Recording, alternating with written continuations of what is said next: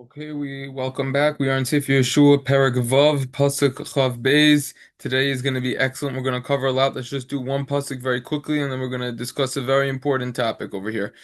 V'lashnayim hanoshim hamaraglim esa'oda tamar Yehoshua.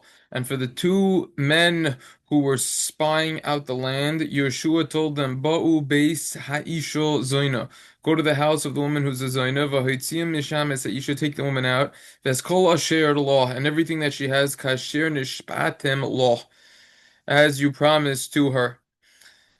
Okay, we'll continue with the next pasuk next time. Just going to focus over here on everything that you need to know about Alanu. There's going to be timestamps on the bottom, very relevant information. As we learned last time, Yehoshua established Alanu when he went in. We're going to go through it over here. Ma'am always explains, this is back on Perek Tezvav, that Yehoshua composed Alenu on the seventh day of the circling around the walls of Yericho. If you look at the Kolbo in Siman Tez Zayin, he explains that Yehoshua enacted Alenu when they actually conquered Yericho, pretty much the same time. The second paragraph of Alenu was established by Achan after he fully repented. The story of Achan, we're going to discuss that in the next parak. And if you look at the second paragraph of Alenu, Achan stands for Al Kain Nekava. So he established that. Now with this, so that's the idea behind the Alinu, and in the merit that they circled around with the Hakafos, with the Aaron, they circled around all of the walls. That's how they merited for the wall to miraculously collapse. But not only did it collapse, the Gemara and Brachos and Dalet said it got absorbed into the ground so that they could easily go in. Now the Chidah says something very interesting.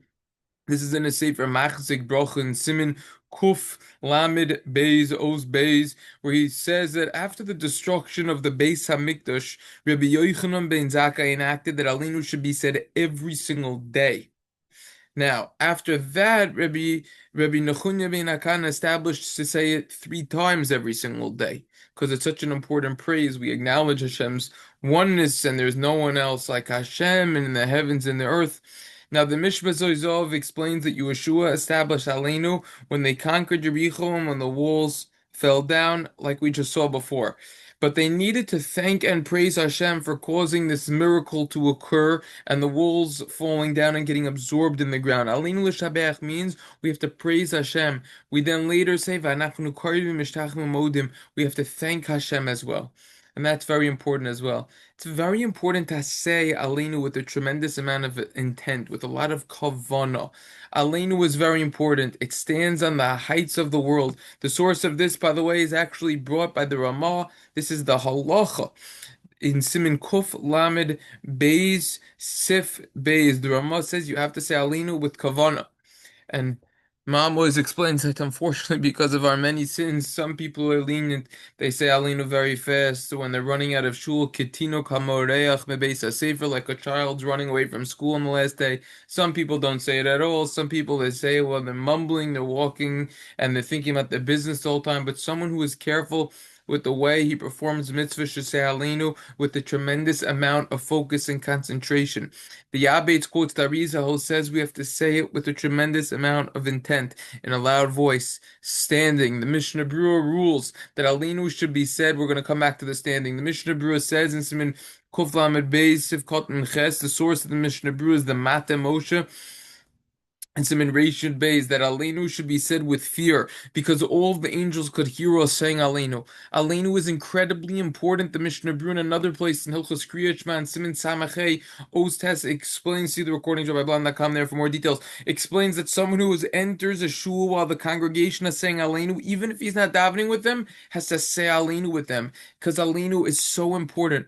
Rav Shimshon Mofal Hirsch explains that Alenu is one of the most significant portions of davening. The first part of Alenu proclaims the sharp contrast between our concept of Hashem and our relationship with Him and that of the other nations. The second part of Alenu, Al Kin Nakav, etc., is where we cite our own concept of Hashem as the basis of our firm confidence that one day all of mankind will return and completely dedicate itself to the exclusive service of Hashem, meaning everyone's going to recognize Hashem as the sole God. That's Rav Shimshon Raphael Hirsch and his Siddur, his commentary to the Siddur.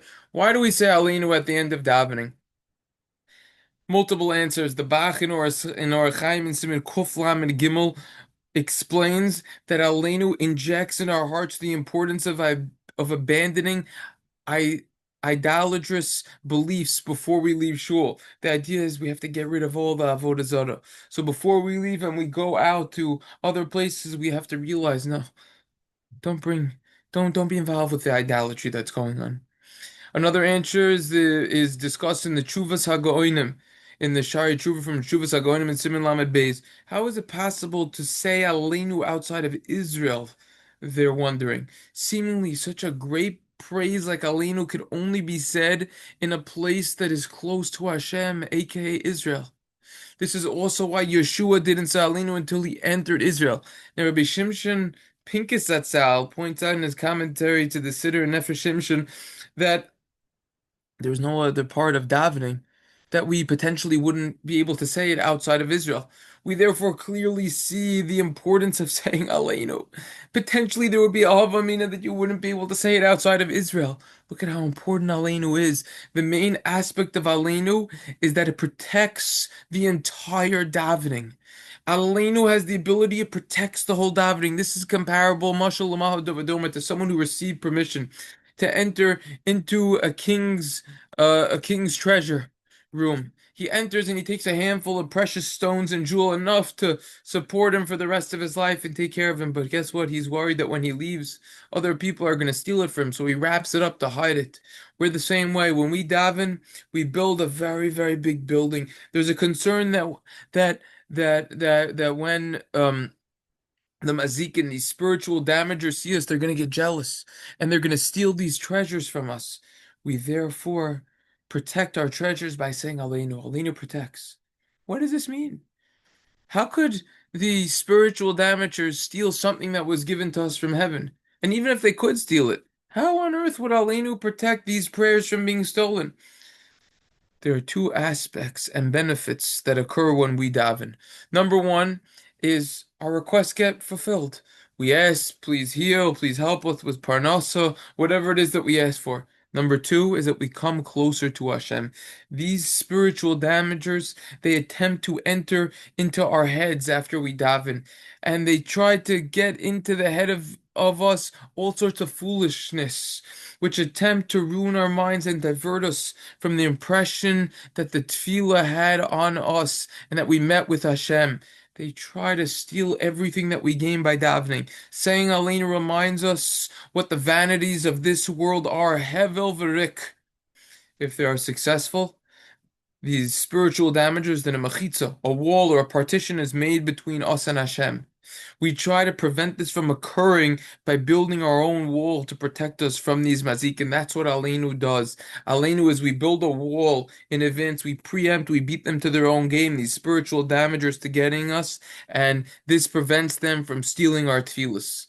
Explanation number three, the Alter Mikelm explains that after all of our prayers, we testify that we know the great level of Hashem. This demonstrates that our tefillahs were proper. We also acknowledge that we understand the high level we achieved throughout our davenings. Why should Aleinu be done standing? Based on what we said before, it's because it's very special.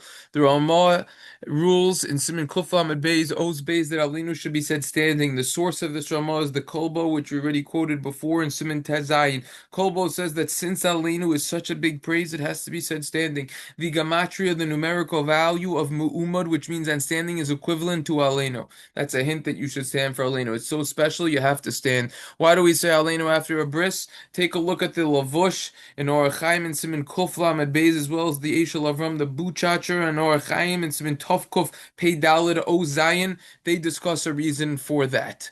Why do we say Aleinu after kiddush levana? Multiple reasons, four reasons. Number one, Aleinu after kiddush levana is said to demonstrate that we aren't involved with, oh, we think we go outside, we're giving honor to the moon, it's all about the moon. No. We say Aleinu to show it's not about the moon. It's about Hashem. It's not about the moon. It's all about Hashem. Reason number two, Chido explains that we say Aleinu after Kiddush Levana because we are like the newness of the moon, while the other nations are like the sun, which is in a constant state. I don't know exactly where this Chido is. I heard it on a shir from Rabbi Yisrael Rindin on Your Day in Simin Reish Samachay. The Eliyah Rabbah quotes a fascinating idea. He quotes, this is the Eli Robinson, Kuflam and base of Oz Gimel. He quotes the Kobo who explains, we say after Alinu, after Kiddush Levana, why Yeshua's face, as we discussed in the introduction, is like the face of the moon, because Yeshua, the moon is like banks off of the sun, so too Yeshua and connects to Moshe. Moshe is like the sun, Yeshua is like the moon. Yeshua enacted Alinu when he conquered Jericho. We therefore say Alinu after Kiddush Levana. Very interesting idea over there. The Bear Halacha says that he heard from someone in oh, okay, yeah, no, that's the covered reason. Okay, fine. The one who says the reason out of the respect is because of that's the Bear Halacha and some in Taf Chavav.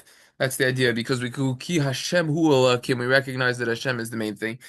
Parenthetically and tangentially, Rav Chaim Kanievsky learns that the Be'er Halacha holds that only the first paragraph of Alenu should be said. The second paragraph doesn't need to be said. Custom's not that way, but it's interesting.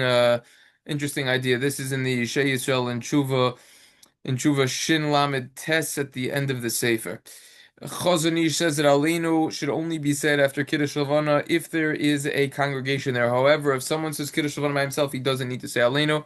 I don't know if the custom that is that way either, but it's interesting. That's in the Din van Hagos and Perik Tezayin Os Vav, as well in the Maisa Ish Chelik Zayin, page 137. Chida says that Aleinu should not be said after Kiddush Levana because Chazal don't mention to do so. This is Chida and is in his Morah Be'etzba and Os Kuf Sadi, and this is why Sfardim don't say Aleinu after Kiddush Levana. Very interesting. Everyone should have. Okay, we'll see you in the next one. Have a good night.